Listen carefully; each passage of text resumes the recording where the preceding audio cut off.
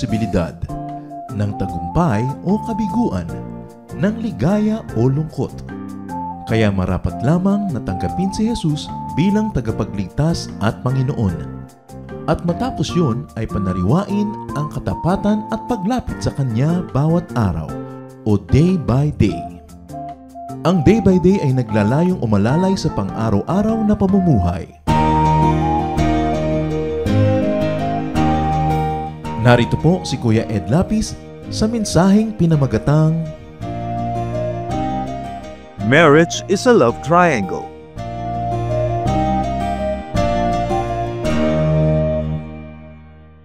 The three persons in the marital configuration are all very interesting. Tatluhan dapat sa love affair. Parang may nakakunot na, bakit naman trilogy agad? Dapat kaming dalawa lang. Meron pong tatlong karakter dapat sa pagsasama ng mag-asawa para ito magtagal. At hindi lang magtagal, ito ay maging maganda, makulay, mabulaklak. Unang-una, of course, not necessarily in order of importance, is man. The man, the male part of the marriage. In Genesis 2:18 in the Bible, the Lord God said, "It is not good for a man to be alone. So I will make a helper suitable for him." So the first person in this whole partnership is man. And of course, the second person is the woman. That's why in the first marriage that the Lord Himself authored in Genesis 2:22, then the Lord God made a woman from the rib that He had taken out of the man, and He brought her to the man. So dalawa na. And you would think kompleto na yung marriage. Meron pa po. The more important part of this partnership is God Himself. Marami pong mga marriages ngayon nagkakagulo kasi yung babae lang at lalaki, hindi nila naisasali ang Diyos. Pag gumagawa ng mga desisyon, sila lang nagde-decide. O yung babae lang, o yung lalaki lang, hindi kasali ang Diyos.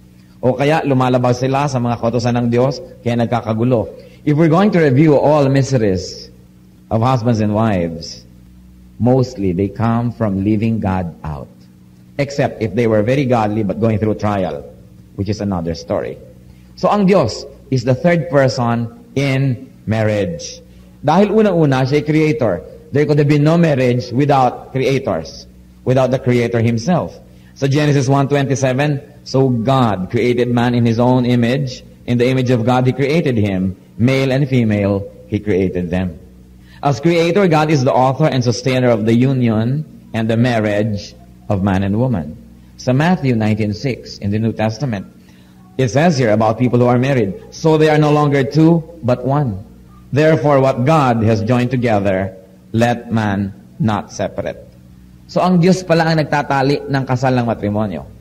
Ang Diyos mismo, wala nang iba. And God, because He is authority and above all authority, sometimes can be represented by legal personages or by religious leaders. And these are the ones who complete the signing of the documents. So a man, a woman, and a religious leader or a legal civic government personage representing the economy, the power, the system, the government of God. So, man, as we see here, was made in God's image. Ang ganda-ganda po ng sequence ng thought. Pagka pinag-aralan natin mabuti yung Genesis, God created man in His own image. And then He says, male and female, He created them. So man is part of God's image. Woman is another part of God's image. But man and woman together in matrimony gives you an image of God's unity and completeness. In other words, sabi nila, a man doesn't find completion until he finds his missing rib. It may be very poetic, and up to a great extent it can be true, but of course it's not absolute. However, what we're saying is, man was made for woman and woman for man. To the point, sabi nila, magkaiba. Yung lalaki daw, mostly, umaandar intellect, yung women, intuition.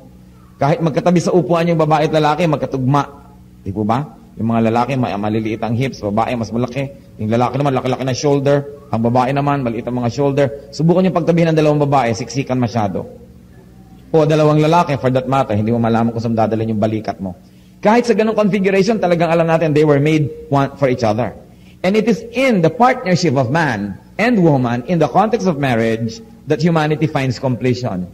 To the point that literally, man is one half and woman is one half. And only when they join together, is another person born, thus they become one.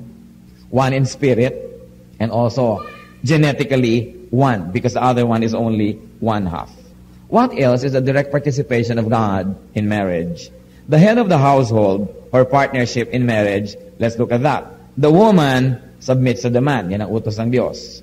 Alam ko maraming Pilipina nahihirapan sumunod sa utos na yan ng Diyos. Sabi nila, totoo naman, yung lalaki naman talaga ang ulo sa aming tahanan, kaya lang ako ang leeg na nagpapaikot sa ulo na yan. But the point is, sabi sa Ephesians 5:22, wives, submit to your husbands as to the Lord. Pag may ikinakasal, nakikita natin, isa po sa mga paboritong mga symbols, belo. Pag binelohan na, sabi na ng mga kamag-anak ng lalaki, naku, nabalabala na ng belo ng babae ang atin, talo na tayo.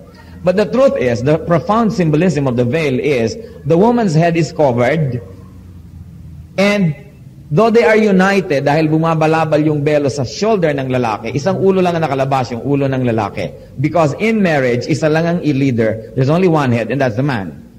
The woman, by covering her head, is saying, hindi ako ang ulo, hindi ako ang pangulo, hindi ako ang leader ng partnership na ito, kundi yung lalaki, kasi yung ulo niya yung nakalabas. So, the man is the head of the wife. It's very, very clear that the woman is to submit to the husband, and the husband is the head of the wife. Ephesians 5:23, for the husband is the head of the wife. And Ephesians 5:28, in the same way, husbands ought to love their wives as their own bodies. Hindi naman dapat ma-insecure ang mga babae na yung lalaki ang pinuno. Kung ang lalaki susunod din sa utos ng Diyos, sabi, mahalin mo ang iyong asawa. At ang pagmamahal mo sa iyong asawa ay tulad ng pagmamahal mo sa iyong sariling katawan.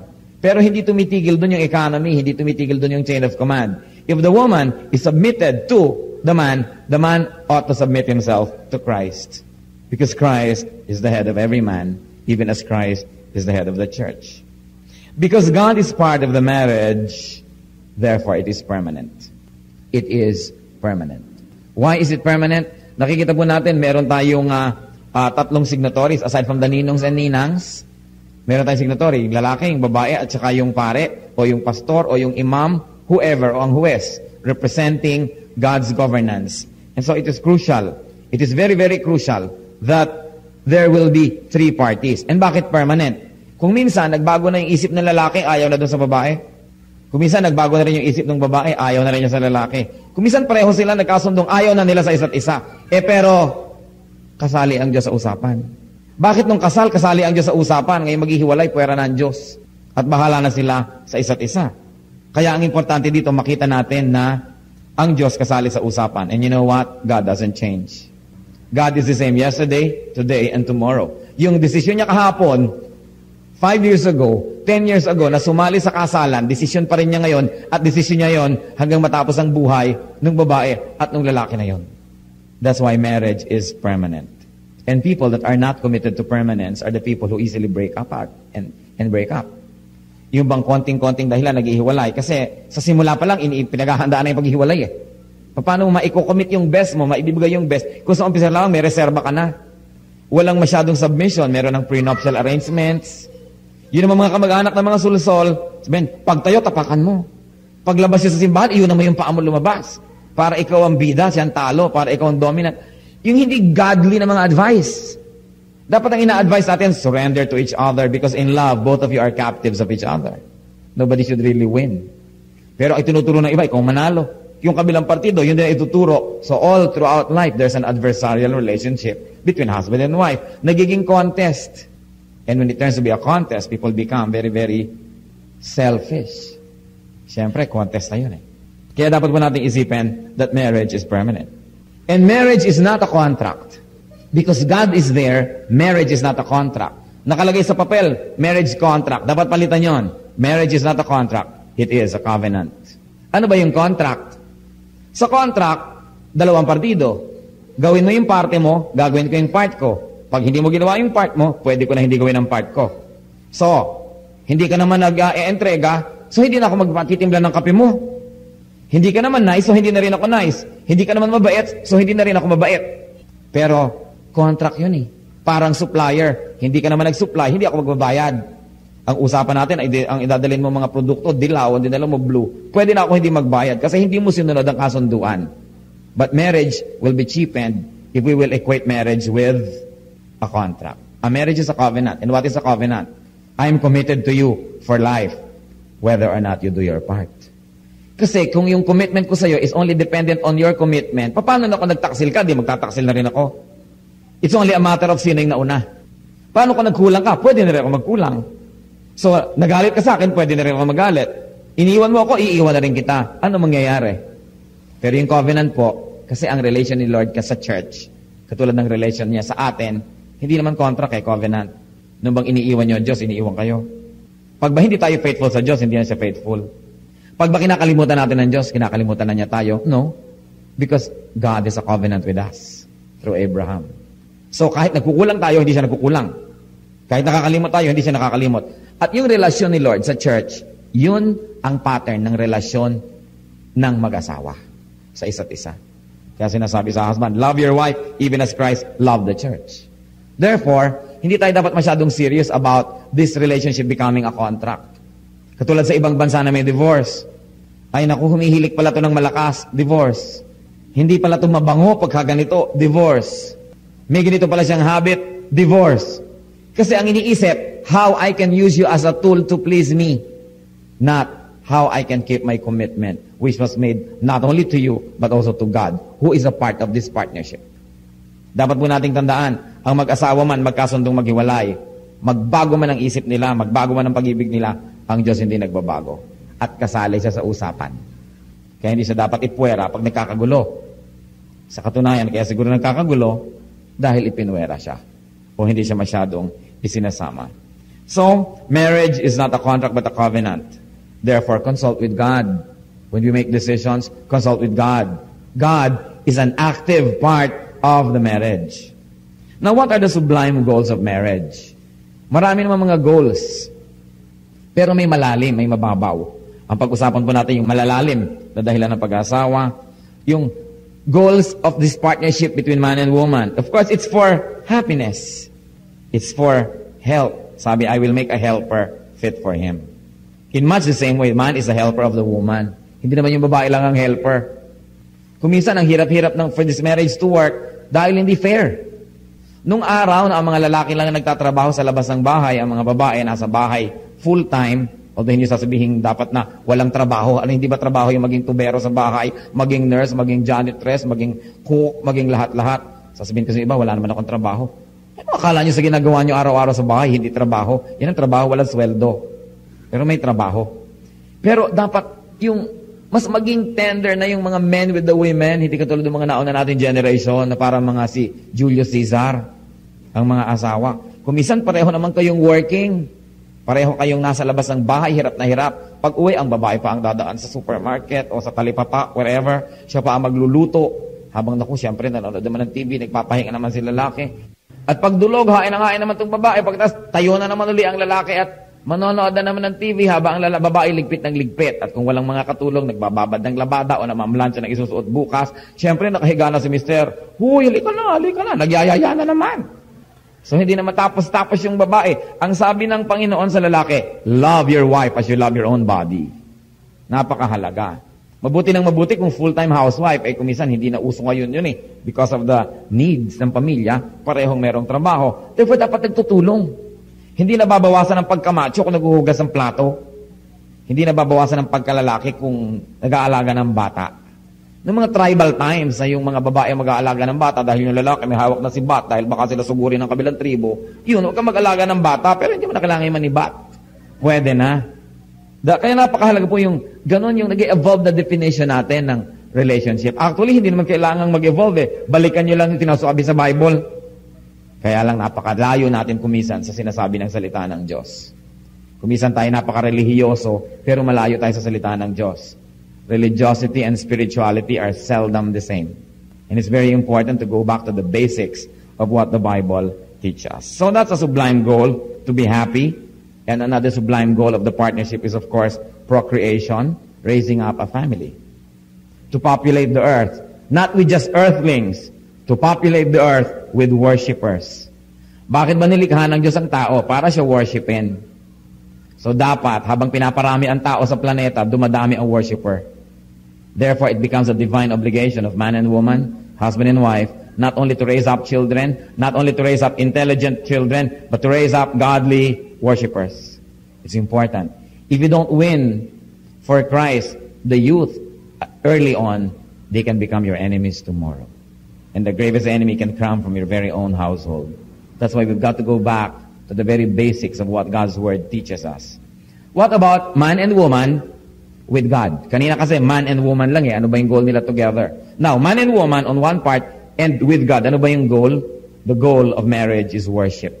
Bakit ba binigyan si Adan ng babaeng makakasama? Para makatulong sa kanyang pagmamanage ng resources ng planeta, para makasama niya sa pakikipag-fellowship sa Diyos, para makasama niya sa worship. It's very crucial. What else? Man, woman with God. The higher goal of marriage is righteousness and holiness. Bakit? Sabi ni Paul, si Paul kasi single eh. Sabi niya, well, yung mga gusto sa inyo mag-serve kay Lord nang wala ng mga iba pang aalalahanin, I suggest you stay single. But, sabi niya, if you are aflame with passion to the point that you will commit sin, marry. Ibinigay yung institution of marriage para yung ating very legitimate physical needs and physical desires may be met.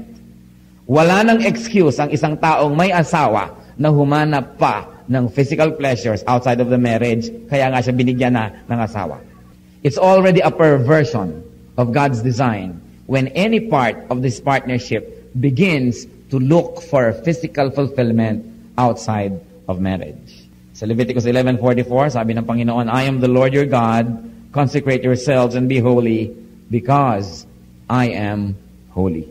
So isa yan, higher goal, worship, righteousness, holiness, and also fellowship. Fellowship with God. Man and woman together, fellowshipping with God. Hindi yung woman lang ang fellowshipping with God. Dito sa ating bansa, merong kakatuwang hang-up ang maraming kalalakihan na ang relihiyon pambabae. Kaya magpupunta sa church ang buong pamilya, pagka masermon, nalabasan ng lalaki, maninigarilyo sa labas. Merong mga padasal-padasal ang mga pamilya, pag magdadasalan na, maglalabasan na yung mga lalaki, ang matitira yung mga babae at bata. Parang ibinibigay natin yung spiritual leadership sa family sa babae. Hindi yun ang utos ng Diyos. Ang inutusan ng Diyos na maging spiritual leader ng pamilya, yung lalaki. Society is in disarray because men and women are abandoning their God-given duties and positions. So, man and woman together should fellowship with God through prayer, through devotion, through service. One of the deepest ways to fellowship with God is to do His work side by side with Him. Kung minsan iniisip natin, paano ba ako makikipag-fellowship sa Diyos? Paano ba kayo makikipag-ulayaw sa Diyos? Naroon ang magdasal, naroon ang manahimik, naroon ang kumanta. Lahat yan maganda. Pero wala pong mas malalim na paraan ng pakikipag-fellowship sa Diyos kesa gawin mo yung trabaho ng Diyos. To seek and to save the lost. Para yung mga ibang working mothers, hindi sila naiintindihan ng mga anak nila, so sometimes dinadala nila yung anak nila sa office o sa workplace. Because once they get to the workplace, the children begin to understand what their mothers do outside the house. And because of that, they have familiarity with what she does, mas naiintindihan nila. Lalo naman kung yung ginagawa ng isang tao gagawin din natin. That's why social scientists, sociologists, social workers have their what they call immersion. Nakikisama sila sa mga taga-baryo o fishermen o taga-squatters o whatever para yung lifestyle nun maintindihan nila because they work side by side with them. Gusto nating maintindihan ng Diyos, gusto natin siyang makilala ng mas malalim, sumama tayo sa kanyang trabaho. Maglingkod tayo sa kanya ng tapat. Sumama tayo sa kanyang ministrations and we will fellowship with Him in a deeper way. Not all religious services are godly services. Kaya kailangan, hihiwalay po natin yung religion from spirituality. Yung iba naman, habit na lang. Yung iba na lang, nakasanayan. Yung iba aattend ng religious services para lang umattend ng graduation o laureate o whatever. Nandun lang sila dahil sanay nang nandun. Pero pag uwi, tanungin mo, anong natutunan mo? Ewan. Tungkol sa Diyos. Walang masabi. Paano lumilipad ang isip habang nasa loob? Kaya napakahalaga po that we not only become religious, but we really become spiritual. That we should know God. That we should know the Bible more. Ignorance of the Bible is ignorance of God. Because what we ought to know about God is revealed in His holy word. And then, ultimately, what is the final goal of this partnership between man and woman, and then between these two and God? Eternal life with Christ. Yung pag-aasawa is a sample of completeness. Di po ba kulang nga yung lalaki, kulang yung babae, so the Lord deemed that they should be together in marriage para maranasan naman nila, sample pa lang, parang patikim, yung ibig sabihin na maging complete. And that is meant to to make man and woman long for the real and deeper sense of completeness, and that is eternity with God. Kung nasasarapan kayo na may kasama kayong asawa, dapat yun lalong maging dahilan para tayo maghangad na makasama natin ang Diyos. Kasi yung kapwa mo lang tao na may pagkakamali, may pagkukulang, masarap kasama. Yun is meant to tell us what we're missing, na lalo naman ang Diyos. Kaya yung pagsasama ng mag-asawa is meant to prepare them for eternal life. Eternity is very important. At pagka ang pareho ang mag-asawa may eternal life, they know that they are under the grace of God through the Lordship and Saviorship of Jesus. They know, kahit mamatay yung isa, mauna yung isa, medyo masakit, but you are not hopeless. Dahil alam nyo, makikita kayo muli. At sa pagkikitang muli na yon, ano ang mangyayari? Hindi lang siya ang makikita mo, all the saints and God Himself. Marami pong mga tao pag nawala ng asawa, talaga namang parang pinagtakluban ng langit at lupa. Parang nawala na ang lahat-lahat. Yung iba nagagalit pa sa Diyos, nagtatampo sa Diyos. Samantala, ang dapat natin gawin, kung sakaling nawala yan, magpasalamat tayo, kahit sandali, nakahiram tayo sa Diyos. Ganon din, kahit anak, nawala ang ating anak, dapat tayo magpasalamat, salamat po nakahiram ako. Dahil hindi naman kayo ipinanganak na may kasamang asawa, hindi naman kayo ipinanganak na may kasamang anak. We brought nothing into the world, that's what the Bible says, and we will bring nothing out of the world. So whatever we enjoy is only borrowed from God. Hiram. Yung mahatagal na pinahiram, sa halip na magpasalamat nung binawi ang pinahiram, nagalit at nagtampo pa. Kaya dapat po iniisip natin yun. Kung nagkakaroon ako ng very special joy and sense of completeness dahil may asawa ko, ano pa kung si Kristo ang aking kasama? Ano pa kung si Kristo ang aking kaulayaw? Sabi sa John 3:36, whoever believes in the Son has eternal life, but whoever rejects the Son will not see life, but the wrath of God remains in him. Napakahalaga po sa marriage, hindi lang yung ang goal natin, magkabahay, magkalupa, magkaroon ng kotse, makapagpatapos ng mga anak. All those are nice goals. But remember, no matter what you do, life will end. Life on earth will end. Kung nung araw nag-aaral kayo, pinaghandaan nyo ang magiging kurso nyo, nag-invest kayo ng panahon sa pag-aaral, pagkatapos pinaghandaan nyo rin ang pag-aasawa, yung iba nag-save, talagang gumawa nito at gumawa niyan para maging handa, di lalo naman dapat natin paghandaan yung walang katapusang eternity.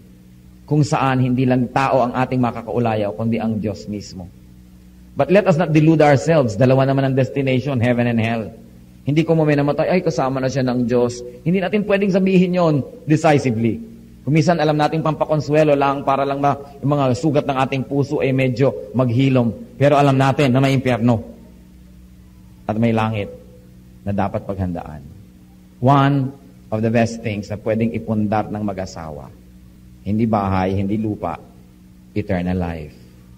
Para sa kanila at para sa kanilang mga anak. Para sa lahat ng mga tao na i-impluwensya nila. So marriage is for man and woman, but it is also for God's glory. So glorify God in your marriage. And glorify God through your marriage. Sa Bible, meron pong mga napakagandang mga model couples like Priscilla and Aquila. They were always serving God. Wherever they would go, they host workers. Kaya sila po ang laging tinitirhan ni Paul. Sila ay masisipag, nagtutulungan, magkasama sa hanap buhay, magkasama rin sa paglilingkod sa Diyos. Hindi tayo nabubuhay para maghanap buhay. Naghahanap buhay tayo para mabuhay. Kaya dapat po, meron tayong very healthy space in our hearts for godliness and for godly service. Yung mga young people, hindi makapag-serve kay Lord kasi nag-aaral.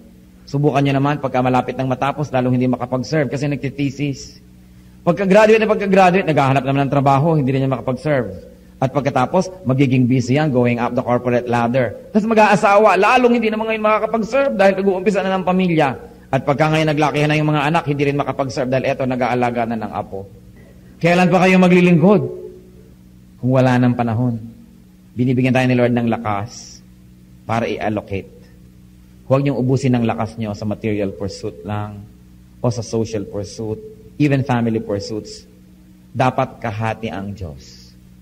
Lagi naman tayong may intention. Wala pa naman ako nakitang taong walang intensyong maglingkod sa Diyos. Lagi naman may intention. But you know, one good act is better than 1,000 good intentions. Whatever good you can do it now because you may never pass this way again. Today is cold cash. Tomorrow is only a promissory note. Hindi pwedeng panghawakan, hindi pwedeng ipagmalaki. Dapat maglingkod na tayo sa Diyos ngayon. There's no one more vain or bitter than a person advanced in years, possessed by regrets. Kung kailan tayo malabo na ang mata, kung kailan tayo matanda na, kung kailan sumasakit na ang mga balakang at kung ano-ano, doon pa kaya tayo lalong makapaglingkod. Kung sa panahon na masigla pa tayo, hindi tayo nakakapaglingkod ng lubos, doon pa kaya sa hindi na tayo masigla. Hindi ko po gusto naman na ipahiwatig na hindi kayo naglilingkod. Mabutit wala naman akong kaalam-alam sa inyong mga personal lives, kaya hindi ko kailangan magpreno dahil hindi ko naman sinasadya ang salita ng Diyos, bato-bato sa langit, ang tamaan ay buti nga. Siyempre, we listen to God's word not only to be entertained, but definitely, ang salita ng Diyos mirror, and we should see our true reflection so that we can continue to ask God to complete the good work that He has begun in us. God is permanent. Therefore, marriage is permanent. Kung katabi niyo asawa niyo, pwede niyo bang ulitin yun? Marriage is permanent. With feelings, dapat. Hindi parang marriage is permanent, sayang. Marriage is permanent. At saka ang marriage din po, Pacquiao, hindi pwedeng pumili. Pacquiao. Yung buong tumpok, yun na yun. May malaki, may maliit, may bulok, may hindi, may maganda, may hindi maganda. Hindi pwedeng pili. Alam niyo yung mga naglalaro ng apoy? Kasi gusto pili. Gusto nila yung pagiging domesticated ng wife nila, pero gusto naman nila yung kung anong katangi, anong wife ng kung sino. At gusto nila yung katangi, anong kung sino doon. Gusto nila kunin lahat yon, kaya nagkakagulo-gulo. Walang pili, yung tumpok nyo doon lang. Yun na yun. Kaya, dalawang bagay lang naman ang kontento Di po ba? To get what you want, or to get what you like, and you don't get it, to like what you got. In both cases, that will lead to contentment. Sabi sa Bible, there is great godliness in contentment. So kailangan po matuto tayo maging kontento. Count your blessings. Count your blessings. Many people are continuously looking for Miss Right without bothering to become Mr. Right. Laging parang ako ang ma-please, ako ang ma-please, ako ang ma-please. Hindi ganun yung marriage. Hindi ganun ang relasyon ng Lord sa kanyang church. At yun po yung pattern. God is permanent. Marriage is permanent. Kaya pagandahin na lang yan. Kung may mga kulang, dagdagan. At kung talagang hindi na madagdagan, tanggapin yun na yun. Kailangan. Hindi na hinahanap pa sa iba. Enjoy. Do not endure marriage. And very important po sa marriage, acceptance. Mapapansin nyo siguro, hindi kayo siguro magdi-disagree, sa pagtagal ng panahon, yung akala nyo pinakasalan nyo, iba pala. Meron din pala kayong mga illusions about the person. Hindi pala siya yung totoo. So, nadidiscover nyo yung totoo. At yung totoo na yon, patuloy na nagbabago. Yung totoo 5 years ago, hindi na rin totoo ngayon. Halimbawa, 5 years ago, meron pa siyang kilay. Ngayon, drawing na lang. Ganun talaga ang buhay. Nagbabago. Nung pinakasalan nyo siguro, close-up smile. Ngayon, nakababad na sa baso ang ngipin. Kasali yan sa pagbabago ng mundo. Napaka-unfair Napaka-unfair ng ating concept of beauty. Para sa atin, ang maganda yung nagtatagumpay labanan ng force of gravity. But you know that as we all grow older, we give in to the forces of nature. One of them, the force of gravity. So parts of our anatomy begin to sag here and there. Kasali yon sa tinatanggap. Nakaka-oppress kasi yung mga lalo sa mga babae na kailangan laging magpa-stretch ng mukha, magpa-kung ano-ano. Kaya kung minsan tuloy, sabi mo, ang ganda-ganda naman ng dimple mo. Hindi, pusod ko yan. Doon na pala nakarating ang facelifting. Tuloy, kahit tawa na malakas, hindi na makatawa dahil mapipilas ang pisngi. Di po ba nakaka-oppress? That's why, sa mga kapwa natin lalaki, dapat paalala, pagka, when the faces begin to sag, nagkaroon na ng mga kung ano-ano, kasali yan sa covenant. Kasali yan. Hindi dapat na naghahanap ka na naman kapitbahay mo na banat ang mukha at 14 anyos. Dahil that is not God's way. Kung minsan gusto mo yung magandang-maganda yung kamay, paano naman pumangit yung kamay, kalilingkod sa'yo at sa iyong anak. Therefore, magandang kamay yan. Ano po ba yung magandang kamay ng babae? Ang magandang kamay ng babae, yung kamay na naglilingkod sa kanyang asawa at sa kanyang mga anak. Yun ang magandang kamay. Huwag kayong ma-oppress ng Greek standards of beauty. Lalong-lalo, huwag kayong magpapadaya sa standards of advertising. Hindi sila totoo. Kahit yung mga model, takot-takot na makeup at lighting pa ang ginagawa bago kunan niya ng litrato. Huwag kayong magpa-oppress. Meron man dyan totoo, bihira.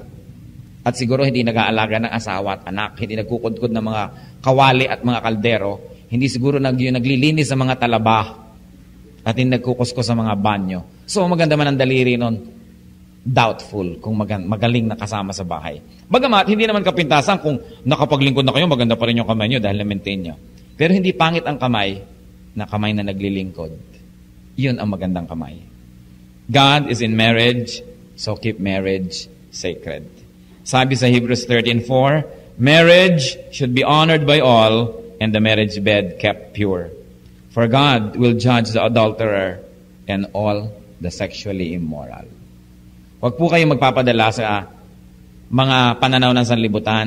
Alam niyo naman, sikat na sikat yung maraming asawa, yung maraming ganito at ganon. Hindi yan. Pag umuulan na ng asupre at kumukulog at kumikidlat at bumubuka na ang lupa, sa Diyos kayo tatawag. Hindi yan sa mga tagahanga natin, sa ating mga kahangalan. Kaya yung mga sinahangaan, wow, bilib naman ako dyan, dami-dami niyang asawa, yun ang unang tatamaan ng mga kidlat. At pag kayo nanganganib, hindi kayo pwedeng humingi ng tulong doon, sa Diyos kayo tutulong. Kaya bago dumating ang panganib, obey God and live according to God's law. Because we will all face God. As sure as we were born, we will die.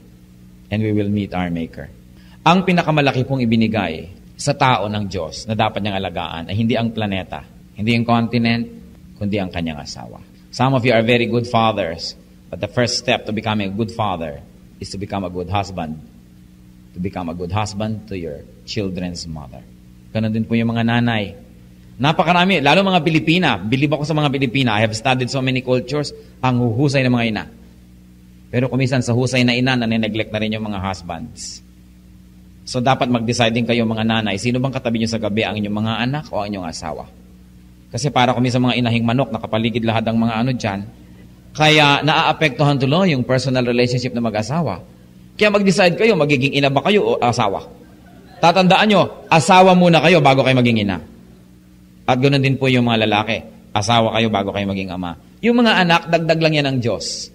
Kadalasan kasi pag nagkaanak, nawawala na kayo ng panahon para sa isa't isa. Puro anak na lang. Hanggang mamaya sasabihin ng isa, kami naman para magkapatid na lang. Delikado yang magkapatid na lang. Baka may iba nang itinatangi. Kaya kapatid ka na lang ngayon. Kaya dapat hindi nawawala yung passion. Alam niyo ba sa Bible, nabasa niyo na ba yung Song of Songs ni Solomon? It tells you about the intimate relationship between husband and wife. Very, very intimate, very sensuous, but nothing is dishonorable in the marriage bed. Basahin niyo po yun para lalong mabuhay ang apoy at magsiklab ang inyong mga pagmamahalan sa isa't isa. Kaya kailangan ay patuloy ang ligawan. Kasi naman kumisan yung mag-asawa, kung mo asawa na, yung lalaki hindi na siya nagpapakyut. Kung ano na lang, yun na. Yung babae rin, hindi na nagpapakyut. Lagi na lang parang kinulang nakabuyang-yang. Hindi na tuloy panabikan dahil lagi na lamang nakahambalang. Kaya kailangan naman medyo praying hard to get kayo paminsan-minsan. Dahil yung courtship hindi dapat natatapos. You know, courtship must be lifelong. Hindi ko mo sumagot na, naging asawa nyo na, tapos na. Dahil mamaya, you don't bother anymore to look nice. Pag uwi mo sa babae, amoy paksew. Di ba? Yung lalaki naman, gano'n ang itsura. So nawawala na kayo pareho ng gana. Kailangan, obligasyon nyo to keep each other attractive. To keep yourself attractive for your husbands. Nagtataka naman ako maraming wives, very attractive sa lansangan. Pero sa bahay nila, kung kailan nandun yung asawa at katabi ko, ano-anong putik ang nasa mukha, walang kilay, walang ngipin, iba-iba ang nakalagay na baterya sa buhok, hindi mo malapitan dahil di mo alam kung sasabog, mukhang dinamita. Tapos paglabas sa kalsada, ang ganda-ganda. You've got to decide kung kanino kayo magpapaganda, kung sa asawa nyo o yung mga tao sa lansangan. It's very important. It's very crucial. Bakit? The physical aspect of marriage is part of the spiritual aspect. Because God, in His infinite wisdom, created us as body, soul, and spirit. Kasali lahat yon. So glorify God in your marriage. And I pray that as you continue to discover each other, hindi kayo mawawala ng mga bagong excitements in life.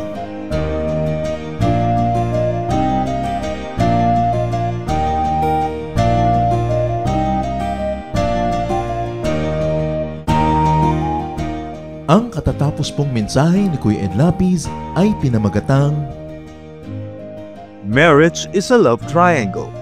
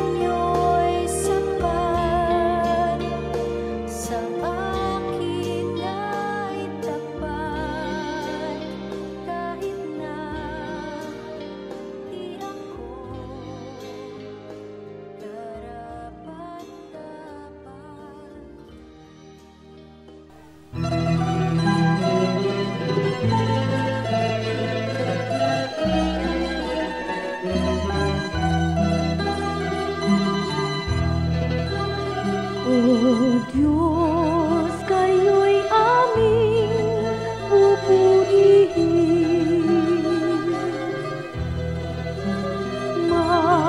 Marapat na ito'y aming gawin.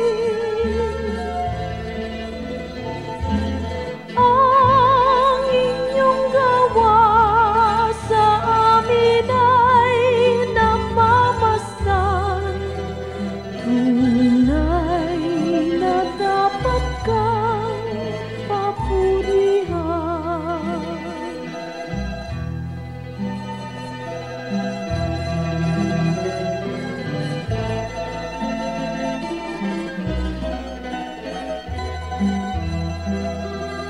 O Diyos, kayo'y aming sinasamba.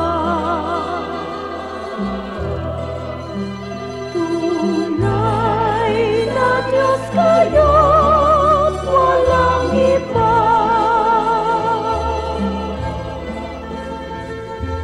Ang inyong likha ngayon'y nangangayo pa pa. Ay buhay niyo, O Diyos,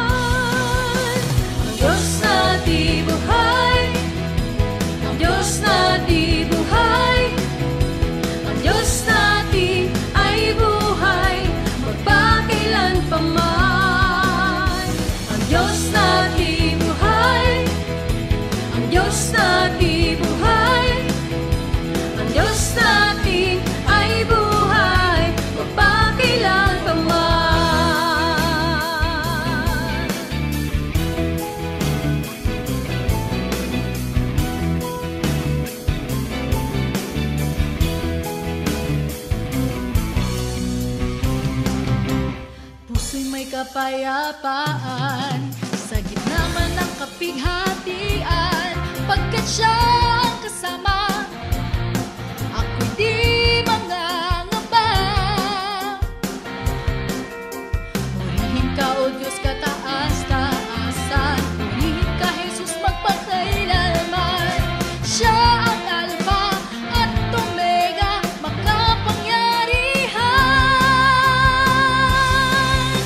Ang Diyos na bibuhay, ang Diyos na bibuhay, ang Diyos natin ay buhay, magpakailanpaman. Ang Diyos na bibuhay, ang Diyos na bibuhay, ang Diyos natin ay buhay, magpakailanpaman. Ang Diyos natin ay buhay, ang Diyos natin ay buhay, ang Diyos natin ay buhay, magpakailanpaman. Ang Diyos natin ay buhay, ang Diyos natin ay buhay, ang Diyos natin ay buhay, magpakailanpaman. Ang Diyos natin buhay, siya ay buhay. Ang Diyos natin buhay, ang Diyos natin ay buhay, magpakailanpaman. Ang Diyos natin buhay, ang Diyos natin buhay, ang Diyos natin ay buhay, magpakailanpaman. Ang Diyos natin ay buhay, magpakailanpaman. Ang Diyos natin ay buhay, magpakailanpaman.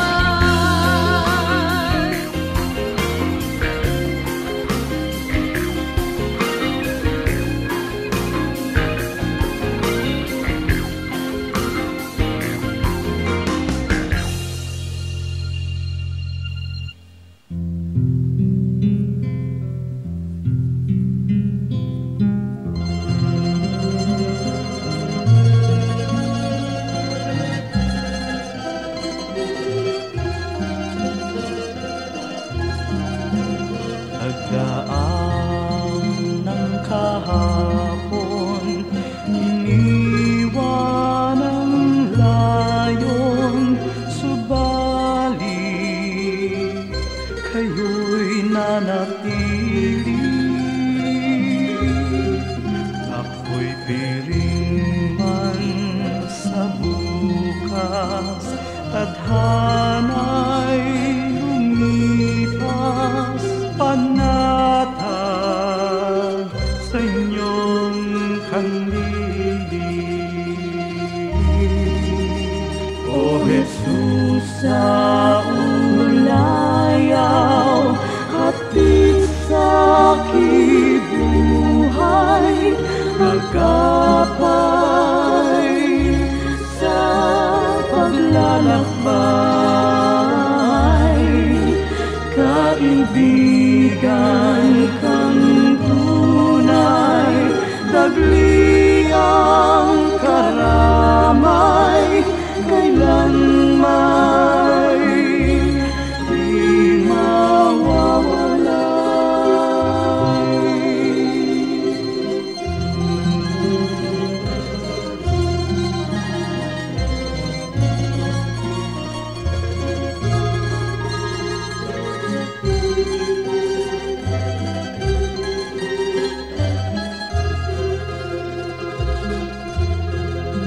sa tamis ng iyong hiya, masakit at hirap, sadyang hindi mananaig. O Jesus, kaulayaw, gawin pang malinaw sa akin ang iyong pag-ibig.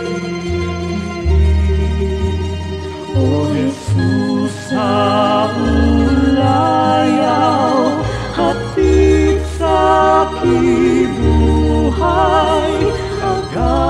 agapay sa paglalakbay. Kaibigan kang tunay, dagli ang karamay, kailanmay di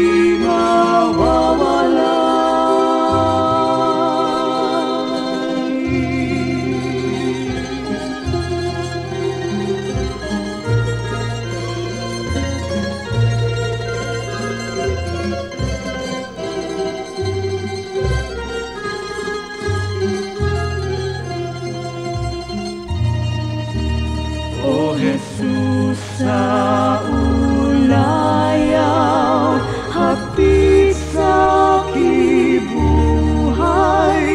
sa tuwina'y